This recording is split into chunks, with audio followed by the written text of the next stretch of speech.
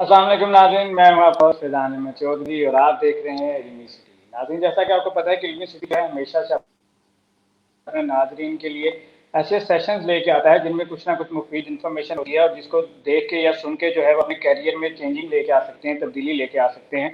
नाज़रीन, आज का हमारा टॉपिक भी कुछ इसी तरह से है। आज का जो हमारा टॉपिक है कि डबिंग और वॉइस ओवर को जो है अपना करियर कैसे बना सकते हैं। आपको एक और बात यहाँ पे बताता चलूँ कि अल्लाह ताला ने जो है इंसान की सारी चीज़ें जो है कंप्लीट बनाई हैं, क्योंकि कुछ लोग कहते हैं कि मेरे अंदर ये कमी है, मेरे अंदर ये कमी है, मेरे पास तलीम नहीं है, ये चीज़ नहीं है, वो नहीं है, मेरे पास कोई हुनर नहीं है और मैं अपना कैरियर कैसे बनाऊं, मैं जॉब कैसे करूं। तो आज हम एक बहुत ही अहम चीज़ पे बात करने वाले हैं कि आप अपनी आवाज़ के ज़रिए अब पैसे कैसे कमा सकते हैं, अपनी आवाज़ के ज़रिए अपना कैरियर कैसे बना सकते हैं।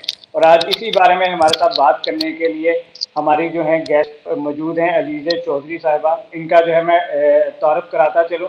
ये जो है FM 103 पे जो है रिप्रेजेंटेटिव रह चुकी हैं और डबिंग आर्टिस्ट हैं, वॉइस ओवर आर्टिस्ट हैं। तो इनको वेलकम कहते हैं हमारे आज के शो में, जिन्होंने इल्मी सिटी को जो है टाइम दिया। Thank you ma'am. अस्सलाम वालेकुम and thanks to you Faizan and Ilmi city के आप लोगों ने मुझे इनवाइट किया। कैसे हैं आप? जी अलहमदिल्ला, थैंक यू मैम। मैम, बढ़ते हैं हमारे आज के टॉपिक की तरफ के। जैसा कि हमारा आज का हम्म टॉपिक है कि डबिंग और वॉइस ओवर को जो है अपना कैरियर कैसे बनाएं, तो मैं आपसे हम्म जानना चाहूँगा कि डबिंग और ये वॉइस ओवर जो है ये एक्चुअली है क्या। हाँ, सबसे पहला क्वेश्चन इंसान के जहन में यही आता है। मेरे जहन में भी यही आया था जब मुझे कुछ नहीं पता जी था। लेकिन जी डबिंग और वॉइस ओवर दो अलहदा चीज़ें हैं। इनको हम अलहदा-अलहदा जी डिस्कस करेंगे, ठीक है? सबसे पहले डबिंग, जैसा जी कि डब करना, उसी से पता चल रहा है कि ये किसी भी चीज़ को डब करना होता है, उस पर अपनी आवाज़ भरनी होती है, ठीक है? अब वो जी कोई भी कार्टून सीरीज़ हो सकती है, डॉक्यूमेंट्री हो सकती है, फ़िल्म, ड्रामा, कुछ भी, इंटरव्यूज़, कुछ भी। अब होता क्या है कि जो वॉइस ओवर है, वो बेसिकली एक ऐसी चीज़ है जिसमें आप किसी प्रोडक्ट, किसी कंपनी या किसी भी चीज़ के लिए अपनी आवाज़ को इस तासुर से और इस तरह से पेश करते हैं कि वो चीज़ बहुत ज़्यादा इम्पॉर्टेंट और बड़ी इम्प्रेसिव लगती है, ठीक है? वो जैसे हम एड्स सुनते हैं, एड्स में जो आवाज़ होती है उसे वॉइस ओवर कहा जाता है। या हम किसी कंपनी या किसी भी चीज़ की तशहीर के लिए बेसिकली जो किया जाता है उसे कहा जाता है जी वॉइस ओवर। और डबिंग बेसिकली एक ऐसी चीज़ है, सपोज़ आप बात कर रहे हैं और आप किसी और लैंग्वेज में बात कर रहे हैं। मेरा प्रोजेक्ट ये है कि मैंने आपको डब करना है, जो भी मेरी गिवन लैंग्वेज है, वो उर्दू है, पंजाबी है या जो भी है। अब मेरा ये काम है कि जो एक्सप्रेशंस आपके हैं, जिस तरह इमोशंस के साथ आप बात कर रहे हैं, बिल्कुल उसी तरह से ढाल के मैं गिवन लैंग्वेज जो भी है वो उसमें वो बात करूँ, तो वो हो जाएगी डबिंग। जी। नाज़रीन, जैसा कि देखा कि मैम ने जो है हमें बहुत अच्छे तरीके से हमें एक्सप्लेन किया वॉइस ओवर डबिंग में जो है डिफरेंस क्या है। तो मैम, आपसे मैं जानना चाहूँगा कि आप इस शोबे में कैसे कदम रखा, आपने किस तरह आए इस शोबे में, डबिंग अच्छा, का जो मेरे शोबा साथ है। ये जी हुआ फैज़ान कि मैंने जब मैं रेडियो जॉकी आरजे का जो है वो उसे रेडियो जॉकी बेसिकली कहा जाता है। अ, मैं पढ़ रही थी, I was doing international relations, ठीक है? और मेरा कोई इंटरेस्ट नहीं था। I am from that family कि जी जहाँ पे कि जट्टां दी कुड़ी हुण मीडिया च जाएगी एटसेट्रा एटसेट्रा। तो मैंने मेरे प्रोफेसर ने मुझे जी कहा कि आप क्योंकि पाइनियर्स थे हम इंटरनेशनल रिलेशंस के, तो वहाँ पे ये होता था कि करंट अफेयर्स के शोज़ वगैरह से रिलेटेड बातचीत चलती थी। वो आए, उन्होंने मुझे कहा कि आप रेडियो ज्वाइन करें। मैंने उन्हें टाल दिया कि सर मतलब ये तो नहीं कहा कि मेरी फैमिली परमिशन नहीं देती, लेकिन मैंने कहा सर ठीक है, बाद में देखेंगे। वो इतने कंसिस्टेंट निकले कि एग्जाम्स के बाद उन्होंने मुझे दोबारा कंटिन्यू किया और मुझे लगा कि मैंने तो अब कौन सा सेलेक्ट हो जाना है, सुना ही नहीं था कभी कुछ ऐसा। मैं गई, वो स्टेशन डायरेक्टर को मेरी आवाज़ जी पसंद आ गई और मैं रेडियो आरजे बन गई। वो सफ़र चला 2008 से और वो चलता रहा 2018 तक, यानी मैं प्रोफे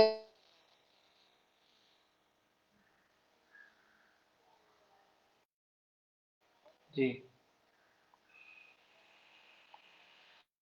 जी। मैम, आपको मेरी आवाज़ आ रही है। जी मैम, क्या मुझे सुन पा रही हैं। आई थिंक नाज़रीन, हमारी जो गेस्ट हैं उनका राब्ता जो है मुनक़ता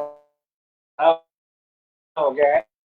तो हम कोशिश करते हैं कि उनको दोबारा जो है, और डबिंग जो है मैम ने जिस तरह हमें डिफरेंस बताया, तो डबिंग में जिस तरह मैंने कहा कि आपने इमोशंस को जो है डब करना है, बेसिकली एक करेक्टर जिस तरह फील कर रहा है, सारी चीज़ें कर रहा है, तो आपने उसकी वॉइस ओवर, उसकी वॉइस से अपनी वॉइस की, उसकी फीलिंग, जिस तरह वो फील से एक्ट कर रहे हैं, हम्म, वॉइस को मैच करना होता है, तो इसको हम जो है डबिंग कहते हाँ हैं। तो मैम ने हमें रीज्वाइन कर लिया है। जी जी, जी मैम। मैं बता रही थी कि मैं अपने शो कर रही थी। That was the time of January, मुझे अभी भी याद है 26 जैन था और 2015 का ये दिन था। मैं शो कर रही थी और मुझे कॉल आई। एक चैनल था जो कि पाकिस्तान में टर्किश प्रोजेक्ट्स डायरेक्ट लेकर आया था, जिनको उसने डब करना था। एक बहुत बड़ा चैनल था, वो बंद हो गया है ड्यू टू सम रीजंस, आप सब जानते होंगे। अब हुआ क्या कि मैं नाम भी ले देती हूँ, सी टीवी उसका नाम था। अब हुआ क्या कि वहाँ पे जी उन्होंने मुझे कॉल की। मैंने उनसे कहा कि जी मैं शो कर रही हूँ, मैं शो के बाद आपको कॉल करती हूँ। खैर मेरी बात हुई, उन्होंने मुझे कहा कि आप की हमने आवाज़ सुनी है और हम चाह रहे हैं कि आप यहाँ आएँ और हमसे मिलें, क्योंकि हम प्रोजेक्ट के लिए आपको चाह रहे हैं। मुझे कुछ भी अंदाज़ा नहीं था। इवन मैंने डब मूवीज़ के नाम से एक मूवी देखी थी, बट और भट्टी उसका नाम था। अदरवाइज़ मुझे कुछ पता नहीं था कि क्या है, कैसे करना है, कुछ भी नहीं। एक रूटीन थी कि रेडियो शोज़ कर रहे हैं। एनीवेज़ मैंने उस चीज़ को बाय द वे लिया। हफ्ते बाद मुझे याद आया, मेरे पास थोड़ा टाइम था, तो मैंने कहा चलो चलते हैं। अब लकीली वो ऑफ़िस मेरे ऑफ़िस के करीब ही था, रेडियो ऑफ़िस के। मैं वहाँ गई। अब एक अच्छी चीज़ जो बहुत अच्छी है इस डबिंग के प्रोफ़ेशन में, वो ये है कि आप कितने भी सीनियर हैं, कोई भी कैरेक्टर आपने करना है, आपको उसके लिए ऑडिशन देना है और उसके बाद आपको पता चलेगा कि आप उसके लिए सेलेक्ट हुए या नहीं हुए, चाहे आपका कितना बड़ा एक्सपीरियंस और कितना बड़ा नाम है। सो मैं गई हूँ, मैं एंटर हुई तो वहाँ पे एक ऑफिस था बड़ा अच्छा सा, और उसमें एक बड़ी सी स्क्रीन के ऊपर एक अंदर बूथ बना हुआ था। बूथ के अंदर एक छोटा बूथ था। मुझे कहा कि जी एक हसीन सी खातून जी थी, वो रो धो के कोई बात कर रही थी। मुझे तो समझ ही नहीं आई वो जो जुबान थी। उन्होंने मुझे कहा कि एलिज़ा, ये आपका एक कंटेंट है, ये मतलब डायलॉग्स हैं और आपने क्या करना है कि आपने इनको अच्छी तरह से बोलना है। आपने इनको अच्छी तरह से इसी तरह बोलना है टीवी में देख के, जिस तरह वो रोध हो रही है। अब मैंने क्या किया कि कोशिश की, वैसे ही रोध हो के मैंने बात की और वो अपने जी बाप से कुछ इमोशनल डायलॉग्स बोल रही थी। लकीली क्या हुआ कि उसके बाद मैं घर आई तो मुझे कॉल आई कि आपका सिलेक्शन हो गया है। पैनल बैठता था और सेलेक्ट होता था। उसके बाद क्या हुआ कि उन लोगों को मेरी आवाज़ अच्छा अभी हम आगे चल के बात करेंगे, उन्हें मेरी आवाज़ सॉफ्ट लगी। उन्होंने कहा कि ये बड़ी अच्छी आवाज़ है और ये बड़ी एक अच्छी लग सकती है। फिर उन्होंने मेरा सिलेक्शन कर लिया। वो प्रोजेक्ट मुझे मिल गया, वो मैंने किया। उसका नाम था कहानी ज़िंदगी की।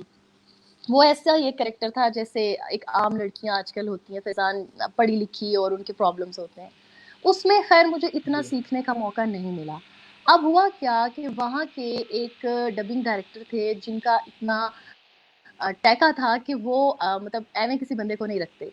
उनका एक प्रोजेक्ट था जिसका नाम था तख्त और बगावत। अब क्योंकि उसमें जो हीरो था वो जी बादशाहों और शहंशाहों के दौर का ड्रामा था। उसमें जो हीरो था वो खुद डब कर रहे थे, तो वो चाह रहे थे कि उनके मुकाबिल जो हीरोइन हो वो भी उतनी पावरफुल हो। अब मैं गई हूँ, मुझे कुछ पता नहीं है और मेरी आदत है कि मैं अपने काम से काम रखती हूँ, लेकिन मुझे सब कह रहे हैं कि आपका अगर सिलेक्शन उस प्रोजेक्ट में हो जाए ना, आप समझें आप बस ये हो गया वो हो गया। अब उन्होंने जब जी मेरी आवाज़ सुनी, क्योंकि वो डबिंग डायरेक्टर थे, वहाँ के पैनल में बैठे हुए थे, उन्होंने मुझे सख्त भी बहुत, उन्होंने मुझे कहा कि आप ऑडिशन दें। अब वो एक ऐसा ऐसा लड़की का कैरेक्टर था, उसका नाम था दिलरुबा, जो कि बादशाहों के पास पली बड़ी है, उनकी कनीज़ है और उस पे जुल्म और ज्यादती और बस इस तरह का वो था। मैंने ऑडिशन दिया। ऑडिशन में उन्होंने मुझे बड़ा डांटा, नहीं ऐसे नहीं, ऐसे बोलो। खैर मैंने किया और मुझे पता चला कि मेरा सिलेक्शन हो गया, एंड आई वाज लाइक हैं, इतने बड़े बड़े लोगों का नहीं हुआ और मेरा हो गया है। बस उसमें जी मुझे फैजान इतना सीखने का मौका मिला। मुझे एक दिन में कोई 40 बार डांट पड़ी, क्योंकि मैं रोती उस तरह से नहीं थी जैसे कैरेक्टर की डिमांड थी। ज़ाहिर है रेडियो तो जी कर रही थी, माइक से तो शनासाई थी, लेकिन इस तरह नहीं था। जी वो इतना डाँटते थे कि उनको ना 100% चाहिए होता था, वो 99.9 भी नहीं चाहते थे, 100%। रोना, जी हँसना, खिलखिला के हँसना, एक स्माइल देना, एक मुतमईन होने के जेस्चर, ये सब मुझे उस प्रोजेक्ट में मिले। और उसके बाद तो बस फिर मैं उस चैनल की एक वो बन गई कि जब कोई अच्छा प्रोजेक्ट आता था तो कहा जाता था ये अलीज़ा करेंगी, ये अलीज़ा करेंगी। सो मैंने बड़े कहना चाहिए कि पूरे स्टार किस्म के कैरेक्टर्स किए, कुछ आर्मी सीरीज टाइप थे वो किए। अच्छा हाँ, फिर मैंने कुकिंग शो किया। वो डिफरेंट था बिल्कुल। उसमें ये होता जी है कि आपको पता है कुकिंग शो में कितना बोलना पड़ता है और एकदम से जेस्चर चेंज होता है। फिर डॉक्यूमेंट्रीज की, तो बड़ा अच्छा एक्सपीरियंस रहा मेरा। और ये है कि ये बहुत मज़ेदार काम है अगर आप इसको पैशन समझ के करें तो। नाज़रीन, जैसा कि मैम ने अपना एक्सपीरियंस शेयर किया, आपने सारा अरसा जो जर्नी थी उसको उन्होंने एक मुख्तसर अंदाज में जो है बयान किया। तो मैम मेरा एक अपना पर्सनल क्वेश्चन भी है आपसे कि इसके लिए जो है आपने जिस तरह बयान किया कि आपने काफ़ी सारे करेक्टर्स किए, तो मैं चाहूँगा कि हमारी ऑडियंस को उनमें से कोई एक दो जो है अपने करेक्टर या वॉइस ओवर जो है आप ज़रूर सुनाएं। सुनाऊँ? अच्छा। अच्छा, जी। वॉइस ओवर तो ये है कि मैं करती रहती हूँ, मुख्तलिफ ब्रांड्स के होते हैं, यूट्यूब के लिए होते हैं और इस तरह, वो तो आप एग्ज़ैक्ट याद नहीं होता आपको। लेकिन मेरा एक यूट्यूब पे सर्च भी कर सकते हैं जो सुन रहे हैं, तख्त जी। और बगावत में दिलरुबा का कैरेक्टर मैंने किया। कहानी ज़िंदगी की में यास्मीन का कैरेक्टर मैंने किया। महक जी। एक सीरीज़ थी जिसमें हीरोइन महक थी जिसका हस्बैंड फौत हो जी। जाता है और फिर वो पूरी इन्वेस्टिगेशन करती है, वो एक पूरा सोप था, वो मैंने किया। और फिर एक और ड्रामा था सज़ा और जज़ा, जिसमें नेकी और बदी के मामले में सारी चीज़ें थी, वो बहुत सारे किए। वो एक 1 एपिसोड टाइप होता था, वो किया, बहुत सारे किए। और कैरेक्टर इस तरह फ़िज़ान, मैं डायलॉग आपको क्या सुनाऊँ? हाँ, दिलरुबा का एक कैरेक्टर था जिसमें वो कहती है, जी। एक सीन था जिसमें वो कहती है कि या अल्लाह मुझे उठा ले। इस एक जुमले पे फ़िज़ान मैंने 40 बार डाँट खाई थी। जी। क्योंकि मैं उस तरह से वो सांस जी। नहीं ले पा रही थी जैसे इस तकलीफ में और अल्लाह से दुआ करते हुए इंसान लेता है। जो लोग देख रहे हैं वो सर्च करेंगे तो उनको पता चलेगा कि फिर मैंने ऐसा जी। रोया कि क्या दिलरुबा रोई होगी। जी। तो नाज़रीन, जैसा कि आपको पता है कि हम लोग जो है अब किसी भी आर्टिस्ट की मेहनत को, एक्टर्स जो होते हैं उनको हम टीवी पे देखते हैं, तो जो बिहाइंड द कैमरा होते हैं, बिहाइंड द सीन या बिहाइंड द लेंस लोग होते हैं, उनकी सारी मेहनत जमा होती है। तो आपके पास जो है एक क्रीम कह लें, या उस ड्रामे की, या उस ड्रामे का एक जो A+ जो लोग होते हैं वो सामने आते हैं आपके। तो बिहाइंड द कैमरा जो मेहनत होती है वो ऐसे आर्टिस्ट होते हैं जिस तरह मैम आज हमारे साथ मौजूद हैं।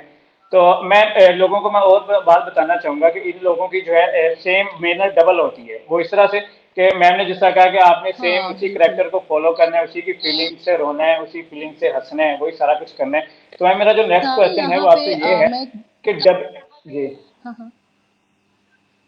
मैं यहाँ एक बात यही कहना मेरा आपसे चाहूँगी जो कि जी जैसे जी आपने कहा ना, ये वाक़ई डबल मेहनत है, क्योंकि आपकी अपनी जो भी एक्टिंग और वो है, वो तो अपनी जी है, लेकिन किसी दूसरे को उस हिसाब से करना जी रियली टफ। जी। तो मैम मेरा क्वेश्चन जो है वो ये है कि डबिंग करना, जिस तरह मैंने आपसे अभी एक पूछा था कि डबल मेहनत है, कि डबिंग करना कितना आसान लगा आपको और कितना मुश्किल लगा? डबिंग करना लोग समझते हैं बहुत आसान है आप और क्या इसे कहना मजाक चाहेंगे इस मजाक बारे में लेते हैं। और ये समझते हैं कि बड़ी आसान चीज़ है और हंसते खेलते ये काम हो जाएगा और बड़ा आर्टिस्ट जो है वो आसानी से कर लेते हैं। डबिंग करने वाले को इसीलिए डबिंग आर्टिस्ट कहा जाता है क्योंकि वो आर्टिस्ट के बराबर ही होता है। और यकीन कीजिए कि जो मेरा अपना एक्सपीरियंस है, मैं किसी जी और की बात नहीं करती। इनफैक्ट मेरे, क्योंकि हस्बैंड पाकिस्तान के टॉप अल्हम्दुलिल्लाह डबिंग डायरेक्टर्स में आते हैं और मेरे घर में तो दिन रात बात ही होती है। इसलिए यकीन करें कि एक एक चीज़ पे आप सीखते हैं, तलफ़ुज़ पे, जी आप एक्सप्रेशंस पे, आप हँसने, आपकी अपनी ज़िंदगी जी बड़ी इम्प्रूव्ड हो जाती है, आपकी पर्सनैलिटी, आपको बात करना आ जाता है। और देखें, आप यूँ देख लीजिए, जब आप किसी से कॉल पे बात कर रहे होते हैं तो आप सिर्फ उसकी आवाज़ सुन रहे हैं ना, और उसी से अंदाज़ा लगाते हैं कि वो कैसी पर्सनैलिटी है। लेकिन जब आप वीडियो कॉल पे होते हैं तो आपका ज़्यादा ध्यान उसकी शक्ल पे होता है, और शक्ल अच्छी है तो जी जाने देते हैं और चल जाता है, लहजा जैसा भी है। जी ये जो डबिंग का काम है ना, इसमें जी सब कुछ आप अपनी आवाज़ के सहारे बता रहे होते हैं, ठीक है? अब ये भी होता है समटाइम्स कि कोई जी नया आने वाला इंसान कोई एक ऐसा कैरेक्टर करता है कि वो इतना हिट हो जाता है और वो पिछले सारे लोगों को छोड़ देता है। तो ये है कि ये इसमें एक आपकी तो लत तो चलती है, लेकिन ये बहुत मुश्किल जी काम है। यकीन कीजिए, मेरा अपना एक्सपीरियंस में बहुत सीखा, बहुत मेहनत की। मैंने मतलब 2015 से मेरा करियर शुरू हुआ और अभी तक चल रहा है। इतना हर एक चीज़ पर, और मैंने आपको बताया ना कि इसका मुश्किल होना यहाँ से अंदाज़ा लगा लें कि हर कैरेक्टर के लिए आपका ऑडिशन होगा। 3, 4, 5 लोगों का ऑडिशन होता है और उसके बाद आपकी सिलेक्शन अगर होती है जी तो होती है। क्योंकि ये डिमांड ऐसी है कि इसमें लगे कि वो जो आवाज़ आ रही है किसी दूसरी लैंग्वेज में, वो उसी इंसान की है। आपको सिंक करना पड़ता है। यहाँ ये देखिए ये कितना मुश्किल काम है कि जी एक टर्किश लैंग्वेज है, इंग्लिश है, उर्दू है, जो भी है, मैंने उसको उर्दू में करना है, तो मेरे जो लिप्स हैं वो वही लगे कि मैं वही बोल रही हूँ। ये बहुत मुश्किल चीज़ है इसमें। जी। तो मैम आपसे जो मेरा नेक्स्ट क्वेश्चन है, मैं ये पूछना चाहूंगा कि आप लोगों को क्या सजेशन देंगी, क्या रेफर करेंगी कि उनको इस प्रोफेशन में आना चाहिए या नहीं, इसमें क्या मुश्किलात आती हैं या इसमें किस तरह वो अप्लाई कर सकते हाँ, हैं? हाँ। फ़िज़ान, अगर आप मुझसे पूछें और मैं बिल्कुल कहना चाहिए कि सिंसियरली करूँ तो ये इट्स अ पैशन। जैसे मैं रेडियो के बारे में भी यही कहती थी, it's a passion not profession. जी हाँ, कुछ लोगों के लिए ये अब प्रोफ़ेशन बन चुका है, जैसे जी मैंने नाम लिया जैसे अभी लाहौर में सिर्फ़ एक ही पहले एक वक़्त में चैनल्स ये काम कर रहे थे, लोग उनके पास एज़ अ जॉब ये काम करते थे, उनका प्रोफ़ेशन था। लेकिन फिर आपको पता है कि पिछले 2 साल में प्रॉब्लम हुआ और सारी चीज़ें निकल गई। अब लाहौर में सिर्फ एक AY डबिंग जी सॉल्यूशंस के नाम से प्रोडक्शन हाउस है जो ये काम कर रहा है, जो डायरेक्ट तुर्की से प्रोजेक्ट्स उठाता है और उनको करता है डब। उनके अलावा मुझे नहीं लगता कि ये एज अ प्रोफेशन इतना ज़्यादा लोगों के पास है।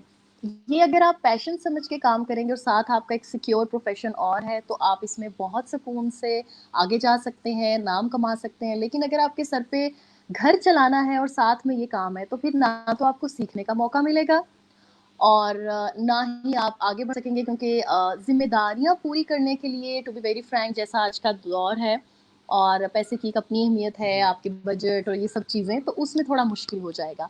सो आप इसको पैशन बनाएँ और आगे चलें और अल्लाह ताला शायद आपके लिए इसी को प्रोफ़ेशन बना दे।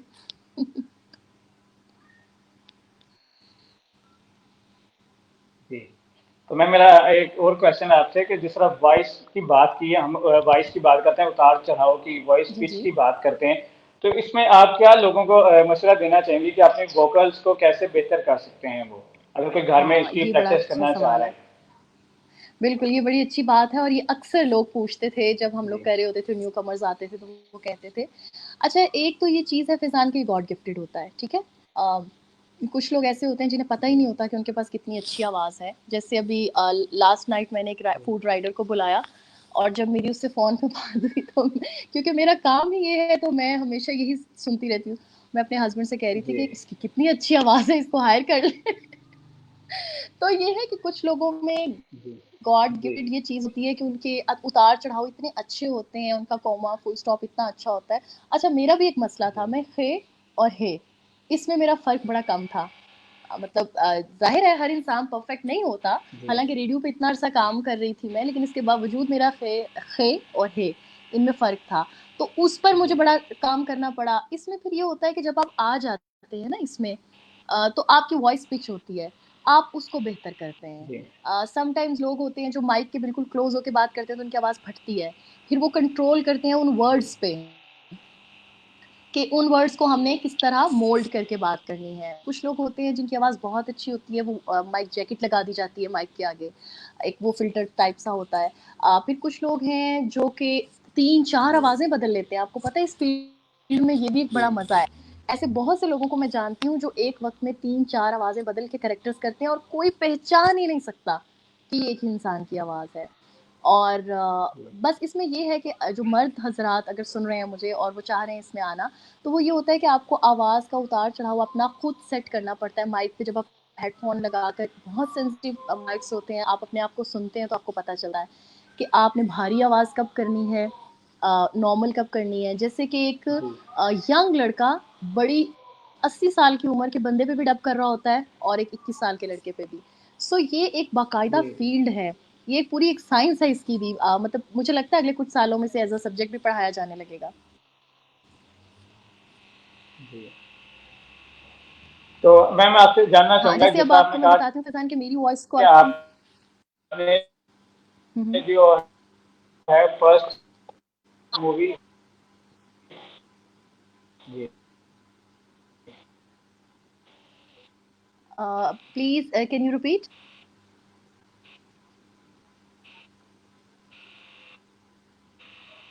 जी जी।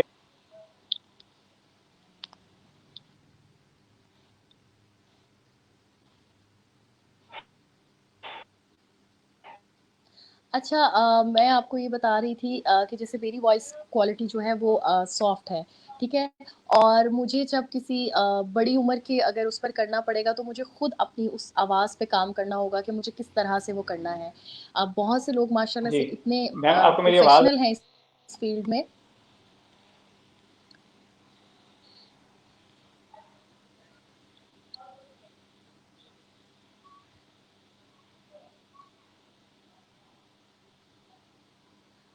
तो वो इतने ज़्यादा प्रोफ़ेशनल हैं इस फ़ील्ड में कि वो मतलब बड़ी जल्दी सीखना शुरू कर देते हैं और मेहनत से कुछ भी हासिल किया जा सकता है। शौक और मेहनत हो तो वो कभी भी आगा नहीं जाती, और अगर आपका शौक, आपका पैशन ही आपको प्रोफ़ेशन बन जाए तो सोने पे सुहागा है।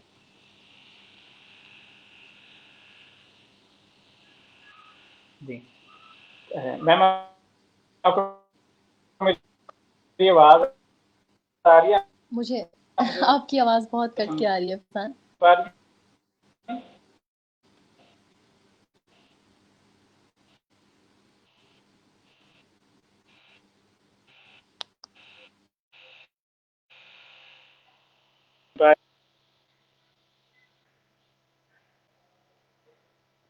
जी। नाज़रीन, आई थिंक कोई जो है इंटरनेट की प्रॉब्लम आ रही है, तो जिस तरह ये डिजिटल वर्ल्ड है तो यहाँ पे जो है इस तरह के इश्यूज आते रहेंगे, तो अब हमें जो है इस तरह के इश्यूज को हैंडल करना सीखना है। अब ये हमारी जो है फिजिकल क्लासेज या उस तरह के अगर आप कह लें तो ये वो नहीं होता, क्योंकि ये अब हम वर्चुअल वर्ल्ड में जा रही है दुनिया, तो हम वर्चुअल वर्ल्ड में कदम रख रहे हैं। तो आने वाले आप दिनों में ये भी देखेंगे कि बड़ी सारी कंपनीज जो है अपने ऑफिस जो है वो ख़त्म करने जा रही हैं, और वो वर्चुअल ऑफिस को जो है तरजीह दे रही हैं कि वो सारा डाटा जो है आपका वो वर्चुअल वर्ल्ड में चला जाएगा, कि आप कहीं भी किसी भी जगह बैठ के अपने ऑफिस को, कंपनी को जो है ऑपरेट कर सकते हैं। और मैम ने हमें जो है रीज्वाइन कर लिए। तो जी। मैम, मैं आपसे ये जानना चाह रहा था कि जिस तरह अगर आप कंपेयर करती हैं इंडिया को और हुँ, हुँ। पाकिस्तान के वॉइस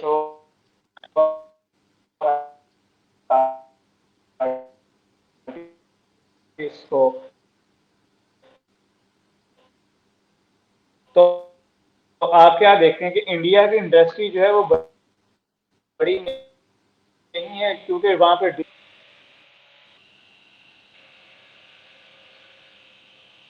हुँ।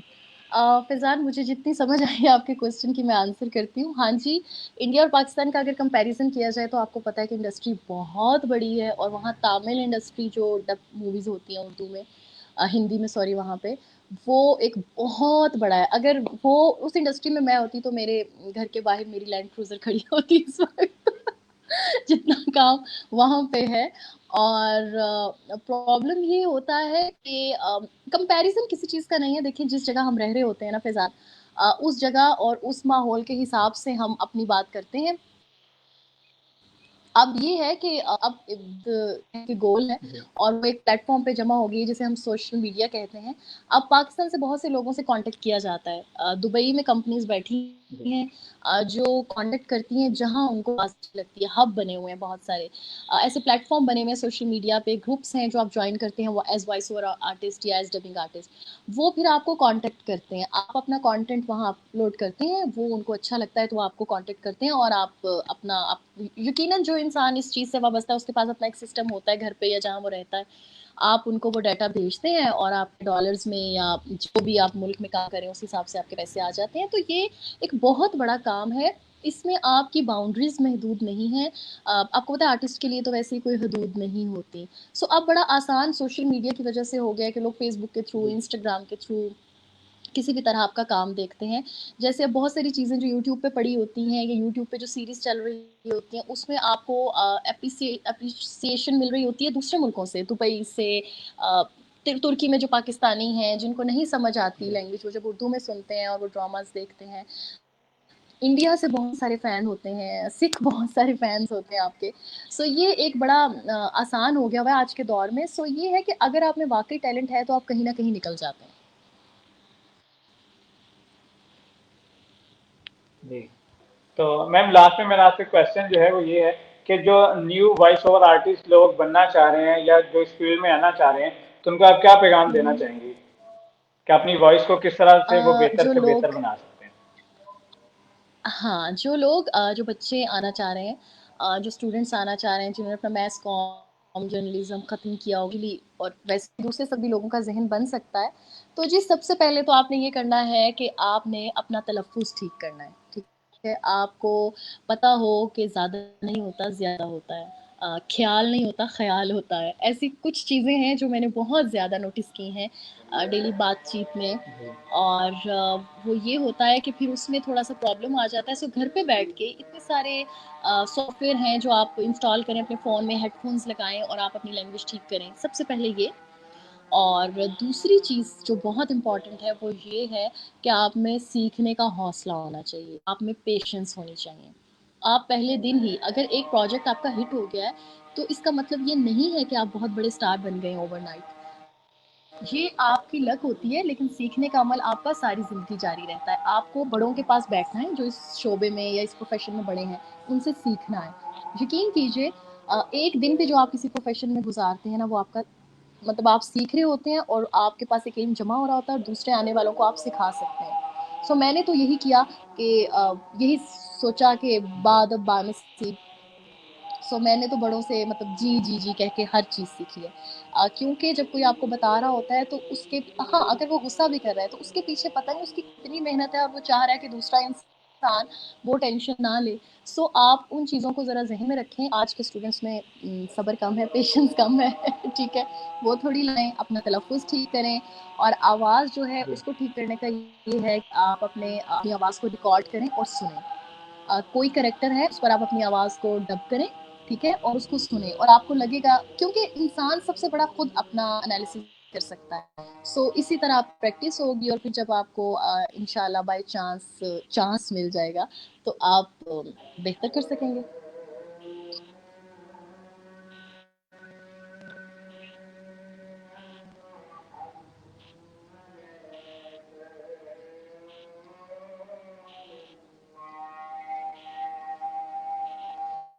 और मुझे लगता है कि फ़ैज़ान को मेरी आवाज़ नहीं आ रही।